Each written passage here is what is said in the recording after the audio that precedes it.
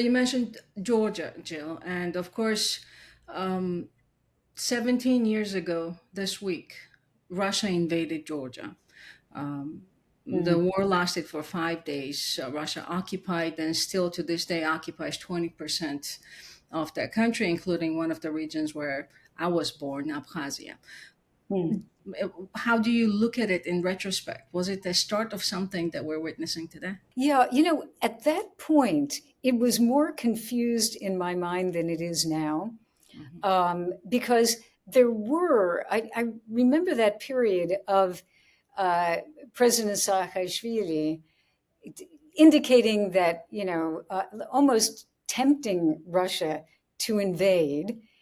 It seemed to me at the time, but um, and I think the United States was urging him, don't even, play along with Putin.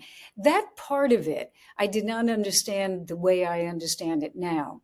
That, Russia really did want to take that territory Mhm. in much of the same way that it looks, as I said, at other parts of the former Soviet Union that should be subdued and controlled. And I think what they were doing in Georgia is somewhat different from Ukraine, but I would say now they don't necessarily. And I've been actually to Ossetia, yeah, driving right out of Tbilisi, and that border guard place where the Russians have their base, their military base. I did not get the feeling that they were going to invade again, but I think they use that, and any frozen conflict in some other areas, they use it as a political and military lever to put pressure on Georgia. They don't want to solve it. They don't want to leave. They want to keep it exactly the way it is, so that they can always turn up the heat and make it difficult for the government in Georgia. And then they can kind of, tone it down. In fact, when I went to the border there, it's not actually the internal border. I was told, I said, how many soldiers are there? And they said, oh, not as many, because many of them are in Ukraine. So right now, I don't get the feeling that Russia is going to invade the mainland of Georgia, but they can create a lot of havoc, and they can certainly do it. And they do this in many parts of the former Soviet Union. They can use corruption. They can use many other ways, political control of the government, influencing people, political, not chaos, but sometimes chaos. And I'm sure that there are a lot of Russian agents in Tbilisi right now Mhm. happy to stir up trouble whenever they need to. It's a very convenient tool, very dangerous, Very dangerous. and not always noted by people on the outside. And you do have a chapter in the book called Tbilisi, where you're talking about some of the recent developments in Georgia, now 2008. Tell us more about Georgia. You've been studying these countries from the Russian prism. What was Georgia 10, 15 years ago, even 30 years ago? And what is it now in your view? Yeah, I went to Georgia a very long time ago. I think, let me think, 1972. Mm. Probably before you were born. So yeah, I loved it because it has such a powerful culture. Talk about culture, culture, food, a very different way of acting. The people are, to me, very full of life and creative. I was struck by, if there's a recurring theme in Georgia, to me, it was creativity, art, especially art, physical art, painting, etc. And I just found it a vibrant society, even in the old Soviet days. I did not realize some of the Georgian history that I now know and that I recently learned of that period from 1918 to about 1921, when Georgia actually was a Western style, turning into a Western style democracy with a parliament, with women voting, way before the Europeans and Americans ever did. It was very, very impressive. But then, of course, in, I believe, 21, the Bolsheviks come in, take over the country, and then we know what happened. So that is a part of the history that I didn't realize. I just thought Soviets came in, to Georgia, but much later, and then that was it.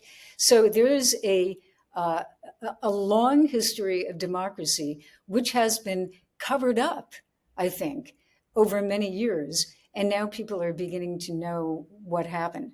Now, I think the sad thing is that a combination of, let's say, opposition leaders who can't seem to work together. I have to be honest. I think the opposition is very good at fighting among themselves. And that happened in Russia too. That's one of the problems of the post-Soviet space. Opposition don't always want to work together. And then you have a government that comes in that has many problems. It wants to stay in power, so it does whatever it can to stay in power. It is focused on power, money, and other factors like that. A certain affinity for Russia as well, which seems strange for Georgians, but there it is. So I think right now, and look, I'm not an expert in Georgia, but I find it painful to go back. I went back 3 times last year and then early this year. And I find it very painful to see what's going on because, so many Georgians are so like, really, they want democracy and they want freedom and they want Europe and they wanted to, make Georgia part of Europe, which it always was. I mean, Rustaveli, was part of the Renaissance. Let's get real. So, hundreds of years ago, it was. It belongs in Europe. And to keep it out with just brute force, which is happening right now, to me is a travesty. And I'm not quite sure what you do. That's for the Georgians to decide. But I think it's a very, very difficult stage. I saw the protests. I saw, the big ones, and I've seen the smaller ones. And I've seen people, wearing masks so they won't be identified at this point. It's really tough. But I hope that they will stick with it. And I know it's extremely difficult, but I hope they will stick with it and that they will get what they want. Yeah, there's also a viewpoint in the expert community, at least in DC, saying that once Ukraine war is resolved successfully for Ukraine, then there will be some outlet for Georgia to get back on the democratic European path. So we'll see what happens in both I hope so. cases, Jill. I do appreciate your time. Well, I Thank you hope very so. much.